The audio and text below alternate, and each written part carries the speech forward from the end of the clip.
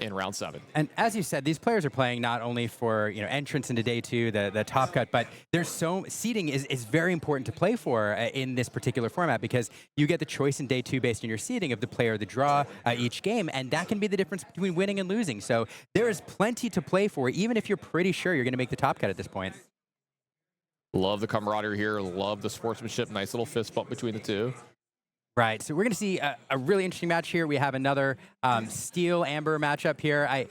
Honestly, I thought this was going to be an aggressive Steel Amber Steel list, but I do see the whole new world there. So this looks perhaps more like a traditional Steel Song variant into a Blurple deck or Blue Purple, which is Sapphire Amethyst. And this is one of the matchups where maybe you do want to be a little bit more on the diggy hole version, because we've seen in the past generally some of the matchups that can be hard for this deck that has a whole new world in it can be the ramp decks. Something like blue-red, anything that gets to a huge ink advantage on you can be problematic in the fact that if you let them draw 7 new cards and they have 2 or 3 more ink than you, they're going to start drawing some of those 7 and 8 drops and start playing some really powerful stuff on you really fast because you're refilling their hand that they've been putting into their inkwell.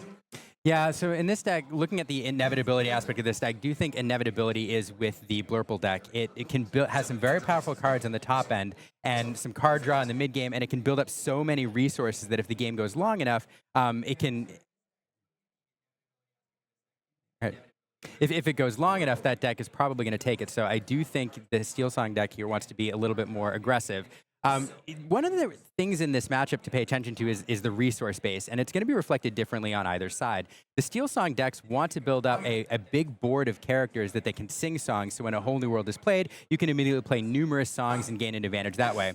On the other side, this ramp deck, anything with Sapphire is looking to build up an ink base, a lot bigger ink base than your opponent. And so in this matchup, if it goes long, Cody's going to be looking up to build up this giant inkwell so that if a whole new world is played, he can dump multiple big characters on the board and keep control. Looks like a T-Bow is going to go into the inkwell turn 1 for Cody here, meaning he's probably got at least another 2-drop ramp card behind that. I think I do see another T-Bow in his hand. Cinderella into Cinderella here from Scott as well, and this is one of the more terrifying Cinderellas in the fact that this is the deck that has tons and tons of songs in it as well, so really scary turn 1 here from Scott. Yeah, Cinderella, Ballroom Sensation, is low-key one of the best cards in the game, in my opinion, because it does set up, and in a lot of people's opinion, actually, it does set up this really powerful turn 2 play with these 3-cost songs, especially at the Storm Rage on, which we may see here. I think we do. Yeah. Looks like Scott did have one to say. I didn't mean to interrupt you there. Oh, no, that's okay. I got distracted by the play. Yeah, T-Bow going to put another card into the inkwell, so nice start here from Cody, doing what his deck does best and ramping out some stuff here. Back over to Scott. Looks like he's going to start off with that Let the Storm Rage on. He's going to take care of that T-Bow. That's that 1-2 punch that is classic in Amber Steel. And this is important for multiple reasons, too, in this matchup. You may think, oh, it's a T-Bow. It's kind of a low-quality body, but there's Crabs, which we see one in Cody's hand that could have been able to take out this Cinderella next turn. We've seen stuff like that happen. Also, it slows down stuff like Fox. Any of the Madam Mim cards in the future as well from coming in and being able to bounce something for cheap and that might get some quality behind it as well. Nice start here for Scott. Cinderella into Smeeze, exactly what this deck wants. Back on over to the Blurple side. Let's see what he's got. Going into the 4-ink turn, this is where the deck really starts humming, really starts going. Yeah, and looking over on Scott's side, this is a very aggressive deck. Not only do we have the turn 2 Smeeze with 2 lore, but I see a Piglet in there, and I think I saw, as the hand was shuffling, a Daisy Duck as well. So a lot of high lore characters, there it is, a lot of high lore characters able to gather lore early, and that's what this deck is going to want to do. But there is Genie on turn 4. It's what every Amethyst deck wants to do if they're given the space to do it. This is obviously a very dangerous card for a number of different reasons. But one of the reasons that people are choosing to run Steel into this particular meta with all the Genies running around is it does give you some powerful song cards to answer it with cards like Along Came Zeus. Also, the card drawn off the Genie for Cody here was the 5-drop Elsa Spirit. So it might be able to take care of something like this Piglet or this Daisy Duck here this turn. He's going to have really, his choice of how he wants to attack this board from Scott here. Scott's going to go ahead and quest up for 2 here with this meat. No damage at the end of the turn because don't forget, Piglet is a captain. Is a captain. Captaining that raft there. I was unaware of that, had that pointed out to me when I was playing this deck the first time. He's an unassuming captain. Really, really is.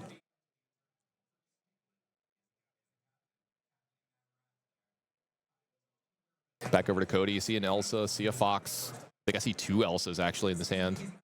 Yeah, so I talked about the 1-2 punch of turn 1, turn 2 into the let the storm rage on. A play that we've become very familiar with in this meta is the Genie on 4 into Elsa on turn 5. That 1-2 punch there, we're likely to see it here, and there she is. Absolutely. It looks like Elsa on 5 here. What do you think you would take care of here? Do you think the Cinderella or do you think the Piglet? I do think the key to victory for this Amber Steel deck here is racing ahead early and putting the game within reach before the Blurple deck can take over the game. So I do think that Piglet is a tempting target. It represents 3 lore on the board. Yeah, I don't think I would be doing anything to the Daisy Duck here because I actually think the Daisy Duck's kind of on your side here at this point. You're getting a little low on resources in your hand, and you actually kind of, I think, want Scott to be questing with Daisy Duck here because you could draw extra cards off that. That's going to be huge with your ink advantage. It also removes that captain from the board. It might not be relevant, but now Smee cannot exert with impunity. Yeah, can't exert with impunity. It will put 1 damage on him, which means any of the attacks from the character stages of play would be able to pick off the Smee, and it gives Genie kind of a free trade into it as well, quote unquote free. You know, like it would stick around afterwards, so you can get a little value off that. Might have had a little bit of a judge call to clean up there, something to bring us back to the booth for just a moment, but looks like we haven't missed anything. We're still in the fourth ink turn for Scott here. Yeah, so as you pointed out, we have, Daisy Duck is something you could quest with this turn. Of course, it's vulnerable to a double challenge there, but that John Silver is something that we could use to protect Daisy Duck if that's something you want to do. Another Elsa left over in Cody's hand here, too, to kind of play around that. I was going to mention that earlier. This is something that could really put a wrench to the plans of Scott. So questing the Daisy Duck here, I like this. I do want to point out that if you're going to quest with the Daisy Duck in a turn, we often talk about card draw is something you want to do first. In this instance, getting the information about what your opponent is putting into their hand first helps you make some decisions and might change your lines of play. So questing with the Daisy Duck first is usually the right call. And here we are, oh goodness, another Daisy Duck into that John Silver. And we're going to choose the Genie, it looks like, that won't be able to challenge this turn. Yeah, so it looks like that Genie is going to get locked down. Another card put into the inkwell. 1 card left over for Scott. Back over to Cody. We did see a rabbit come off the top. A snake now as well, so starting to get that engine going. Got the extra card draw now. He's got the bounce. He's got a crab. He's got a spirit. He's got pretty much everything you'd want at this point in the game. Let's see if he can take those resources and turn them into a win. He's a little bit under the gun here. He's a little behind on board. 5 characters for Scott here, and a little bit of a lore lead, 6-2. Yeah, definitely needs to start thinking about some board control here. I want to point out another benefit to playing John Silver there. We talked about Piglet is a captain and prevented that damage on Smee, keeping it out of reach of either of those 2 strength characters. John Silver also a captain, so playing him there made it so not only could the Genie not challenge, but Smee now is still at 3 willpower, having not damaged himself at the end of the turn. Oh, and it looks like this crab is going to come into play. Give Elsa an extra 3 challenger. It looks like Elsa is going to be challenging into, it looks like the Daisy Duck. Nice pick off there. This is going to be a Manamim Fox. This is going to pick up that Elsa. Going to kind of reset that damage that's been on there. And that's going to take care of the Smee as well. And clean up this board quite a bit on Scott's side. Good for Cody here. Nice solid turn for him here. 4 lore removed there. 4 lore remaining on the board. Back over to Scott here. I think he just picked up a Robin Hood. We did have that shift available earlier. I think that other Robin Hood went into the inkwell. So we can ink this. We can play it this turn. We ink the Sven. We play the Robin Hood. Let's see if that's the line we take.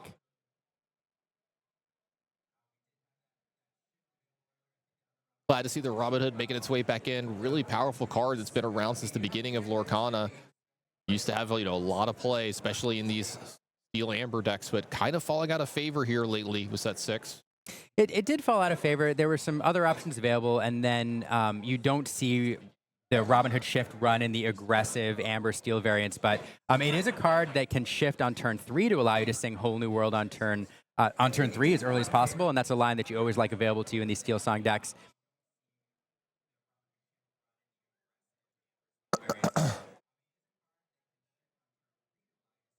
Scott taking his time. Does he want to get some value off this Sven? Does he want to get this Robin Hood into play? Does he want to quest with this Daisy Duck again here? That's a good question. What do you think about? There goes Sven into the inkwell for the Robin Hood, champion of Sherwood. Looks like he's just going to pass on back over to Cody. So no lore gains for Scott here this turn. Cody with a full hand. I think it's another crab just got added. He's got that rabbit. Still got that snake. So he's got a lot of the good bounce targets. He's got a bouncer. He's got that Elsa left over that we know from last turn that got picked up by the Madam M Fox. Yeah, a lot of options here to clean things up. Yeah, I think he's got double Elsa, Fox, Rabbit as his hand here for Cody. What a great hand. Let's see how he wants to approach this.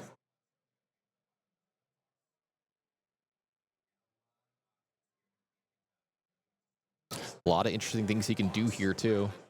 Yes, we will have to play the Elsa to exert something. The question is, what are we going to choose? That Daisy Duck is a tempting target with 2 lore. It can take it off without much damage back. However, it does give you a character every turn. Yeah, I think you kind of want to be careful here, though. You don't want to leave anything that can be picked off by the Robin Hood here on challenging back. So maybe this is going to be to tap down like Cinderella and then just go ahead and pick off Cinderella of one of the evasive, probably the Elsa. So you can quest with Genie as well. So it does look, all right, it is going to be the Robin Hood. So it's going to be, Fox is going to challenge into, put 3 damage. That's going to bump up the Elsa. Elsa's going to go ahead and finish this off. Okay. A lot of resources put into that, but it does get rid of the very, very good character. A card gets drawn by Scott here, though, since Robin Hood got banished in a challenge. So he's going to replace himself, but the problematic character has been dealt with. Genie's going to go ahead, grab 2 lore here as well. Both of these evasive characters still left over. No snake play from Cody. Can get a little more value off it with that rabbit later, possibly. Draw for Scott here. Is that a double Naveen hand of no songs? A double Naveen. A bad spot to be in. I've been in that spot before. It doesn't feel great, but at least you do get a 3/3 that quests for 2 here. That's true. That lore is potentially valuable. That's what he wants to do is get closer to 20 as fast as possible, close out this game. John Silver's going to go ahead and quest up. These players, that's going to break the tie. Scott's going to pull ahead 7-6 here. But Cody's about to start having some really strong turns here. I think he's going to not run out of gas for almost the rest of the game here with these rabbits. Is that another crab? So is that crab, rabbit now that's left over? Crab, rabbit. But no Elsa left in hand to exert anything on that side of the board. So those 2 lore characters for the moment will be safe. Does have the perfect amount of ink right now to be able to do both of those. I love starting the turn off with the rabbit, though. Let's get all the information. Let's draw the card. Looks like a magic broom. If he wants, he could use these crabs to use one of these crabs to possibly pick off this John Silver with the Genie, but that means he's not questing with it. So we'll have to see if that's a trade-off that he wants to make here. Yeah.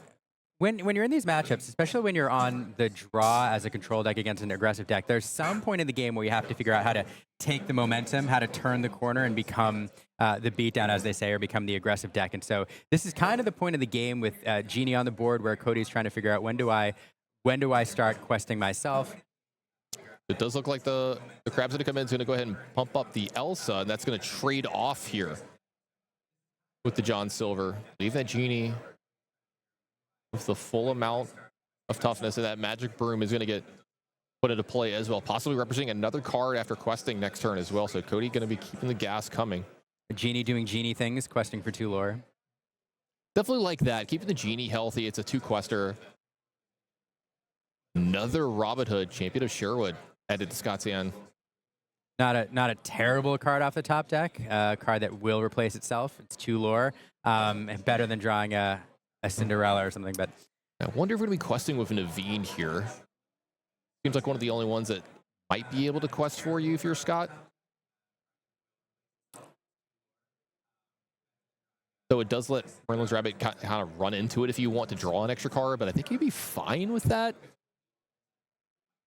Yeah, Cody's going to keep questing here, keep pushing his lore title and lore higher, and eventually force Scott into the control role if he's not careful. So kind of has to match Cody's lore here, questing with that Naveen, inviting the crackback, but I do think that's the way to go. Yeah, Scott taking the lead here in lore. Most likely, I believe he's at 9 while Cody's at 2. And one of the misses here for Cody, that is not a character to draw a card off the broom here. That's a McDuck's Manor. Very powerful card. 9 willpower on a location that's going to be gaining 2 lore a turn, and your opponent doesn't really want to be challenging that too much and putting their characters at risk, though. Could be very powerful in the spot. Yeah, it's not a card that will allow you to control much on the board, but man, what a menace that card is out there. Scott doesn't have a ton to deal with it, and is going to have to spend a turn devoting multiple characters, sending them into that McDuck Manor with its 9 willpower. So it is going to be some questing from Cody here. I was going to say, it does look, I'm sorry, it does look like they're both going to challenge down Naveen here. No card drawn at the broom, but he does found some value off of it, and he does get the McDuck's Manor to play too. I was wondering if there was a chance that the rabbit was going to do that to get you the extra card, but he doesn't seem necessary for Cody here. He's playing the long game to get a little more out of that, because if he draws any of his bounce cards, any of his bad MM cards, he kind of gets to go nuts with this much ink. Yeah, and this McDuck Manor here is a ticking clock. Unless you're running Along Came Zeus, which I haven't seen yet in Scott's deck, it's going to be very difficult to take care of that McDuck Manor. And it sets up, what, a 5-turn clock, basically. This is a card that was pretty popular when it first came out. It kind of fell away from the meta a little bit, but we saw a lot of them in Europe, a lot of Ruby Sapphire players bringing it in, especially for the mirror. And so I'm not surprised to see it in this Blurple deck here, especially if you were anticipating a heavy Ruby Sapphire meta. Does look like Scott is going to quest of Robin Hood here, going to go up to 11. Looks like he's perfectly secure in doing this in a race mode. The Naveen, for no value yet again, played out, but again, it is a 3/3 that can quest for 2. All right, back over to Cody. Gets to Lore from his location. What did he draw for his turn here? Any of the bounce cards would be huge here. I think start to pull him away in this matchup.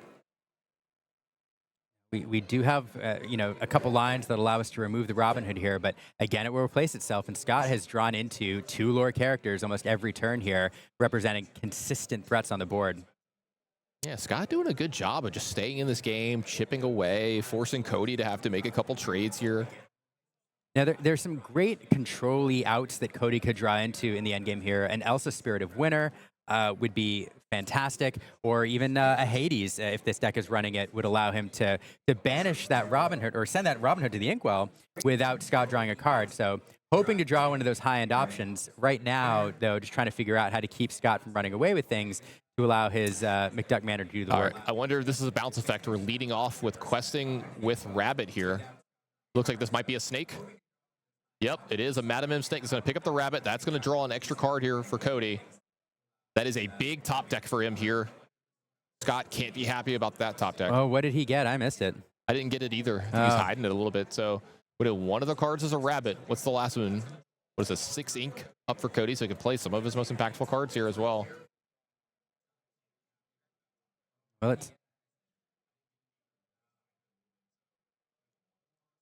looks like he's going to go ahead and just redeploy that rabbit, draw another card. Amethyst doing Amethyst things.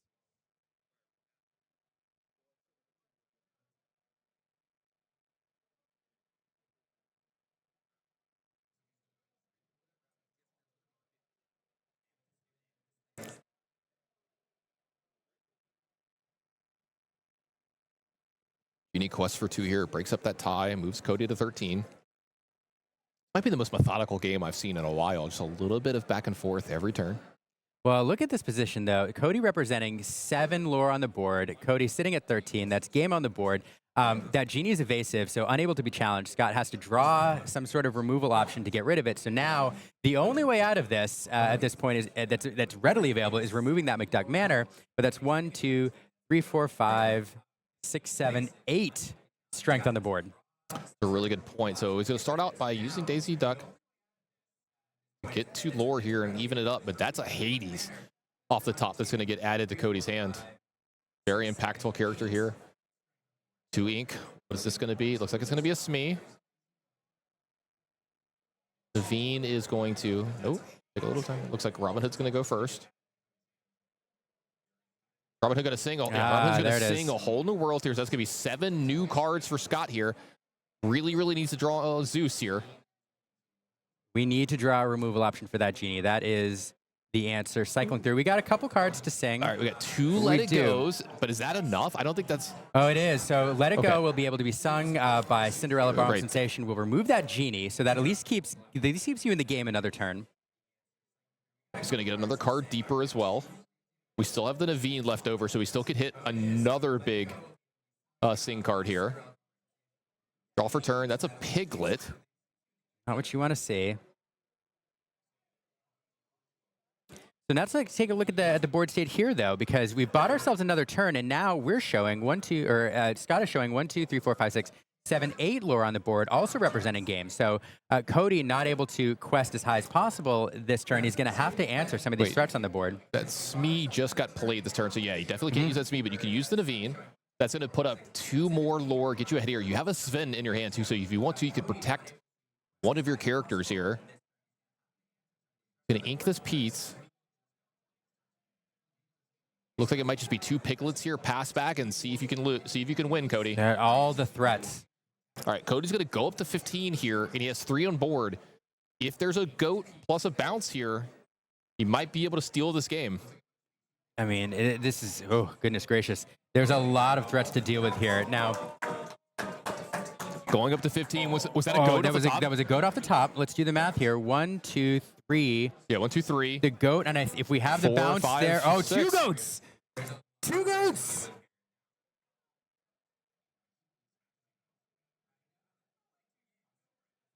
The quality of play in games today has just been unreal from the tournament here. And, you know, I've been saying this. I feel like Lorcana is really starting to come into its own with the player base of just the quality of play has been so high. People are learning more and more every one of these events, how to build their decks better, right? How to play a little bit better. We're getting to see the EU side of things too, to see their takes on games.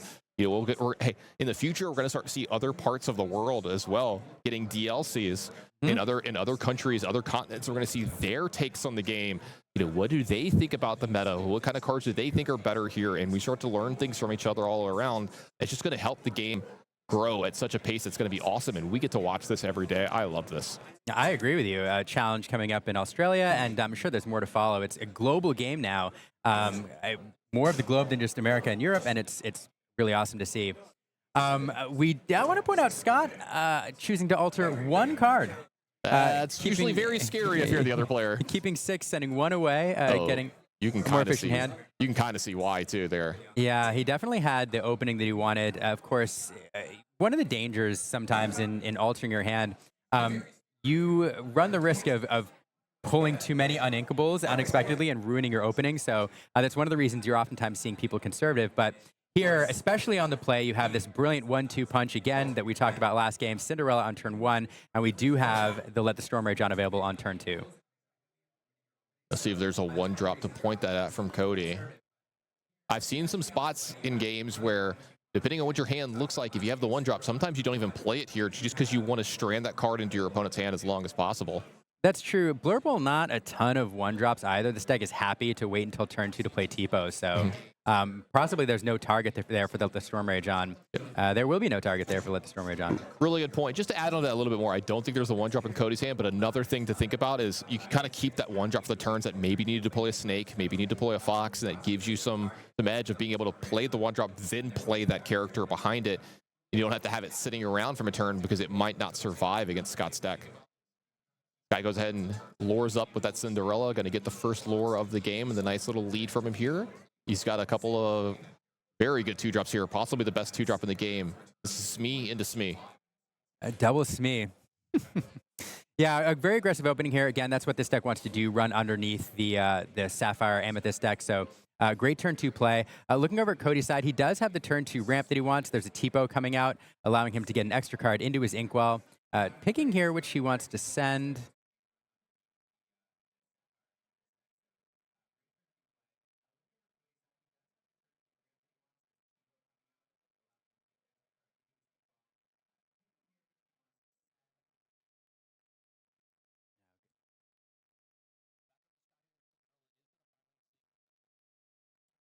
Back over to Scott here. That Cinderella is finally going to sing the Let the Storm Rage on, take out that Tipo. As we said, kind of important in this matchup. Draws the extra card here, gets that Piglet into play, and gets 2 lore for his trouble here his turn as well. So he's up to 3-0 on the lore here. No 1-drop here to really make it a perfect turn, but I think that's just fine for Scott. Yeah, crucially removing that Tipo prevents that from challenging into the Smee. Of course, we do have the Piglet Poo Pirate Captain. Alliteration is fun. I know, it's a challenge, which prevents that 1 damage there in Smee. But Blurple doing what Blurple wants to do, going ramp on turn 2 into return 3 Genie, and then we have that other punch there, that Elsa available on turn 5 to start cleaning things up.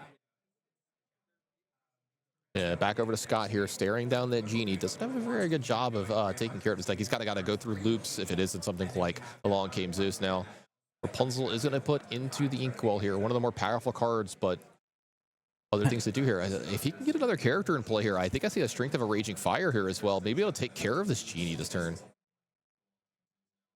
All right, so this is going to be a triple lore up. So that's going to be for 3, 4, 5, 6. God, he's already up to 9 lore here. The Sven is going to go ahead and ready that Cinderella. And this is a great player. It's going to ready Cinderella, allow it oh to my sing goodness. Strength of a Raging Fire, being the 4th character in play. What a start here from Scott Cody. Wow. On the back foot for sure. That was a very impactful turn. Wow. This is going to be a challenge to come back from. You know, Blurple, one of the trade-offs that you get for being able to ramp into your late-game characters early is you're giving up on other colors. One of those colors is Ruby. Ruby has the sweeping effects you want to be able to come back from board states like this, not available in Amethyst or Sapphire. Really great point. Yeah, they may not have that reset button that you need.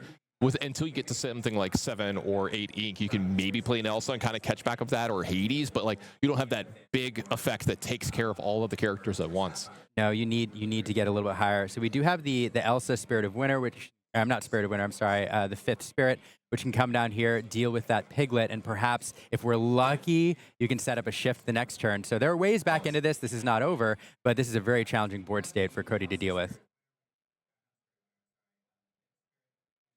Yeah, Cody taking his time here, knows that these decisions are going to be so impactful for the rest of the game. Does look like he does have that Elsa. Going to go ahead and exert the Sven. Probably pick off the Piglet here, I would think. It takes away the most lore from play. It's going to put 2 damage on the Elsa. Scott, though, at 9. Cody at 0. Still showing 4, 5 lore in play for Scott here. Plus, oh, that's a huge play here. Oh, John Silver coming in saying, Elsa, you cannot challenge on your next turn, keeping his character safe from that Elsa crackback. What a challenge. Whatever John Silver's cooking, I want some. That looks really good, by the way, because he's definitely cooking up a win here for Scott as well this game. Got him. Quite the lore lead here as well. 14 for Scott, 0 for Cody. He's got a lot to get through here on this board. Yeah, very fast start. A Fox would go a long way for Cody here. Actually, I think, should the Smee have a damage one here as well? No, John Silver That's right, John is Silver, a captain. He prevents that one damage. You know what? It's always the sneaky ones. I forget that he's captains. Yeah, right? There's that many captains that are also the cook on the ship, so that's true. At this point, he is the cook, but perhaps secretly the captain. So we do have another Elsa in hand. It looks like we can rush and challenge into something, but there's a lot to deal with. 1, 2, 3, 4, 5, 6 floor. We have to clear something. Yeah, the second Elsa doesn't really. I mean, like it's fine, right? But it only takes away something like me. So if there's something else, you go, okay. So this is pretty decent here. This is going to move the 2 damage over to something else that's going to take care of the Cinderella. But now he doesn't have a good challenge here, which he can't anyway because of the John Silver. So at least Cody does something to make inroads on the board. He is going to lure up for his first lure of the game, but he is way behind on that metric in the game. Scott, 1 card left in his hand here. Draw a card first turn. Let's see if he can. Yeah, I don't think he can win this turn, but it looks like he's got another John Silver. And yeah, I think that's going to be the nail in the coffin here for Cody. Go all the way to 19. If it is another John Silver, we'll prevent another challenge. Again, there also has this Sven as well, so he can protect the character here. Tons of different ways to go this route. Thinking this through. Yeah.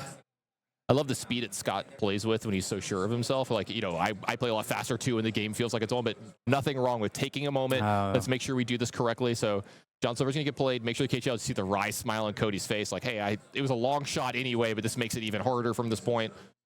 And like you said, this is highlighting that one of those problems with Blurple, that playing from behind can be very difficult with this deck. The hand is extended. It's going to be a tie between these 2 players.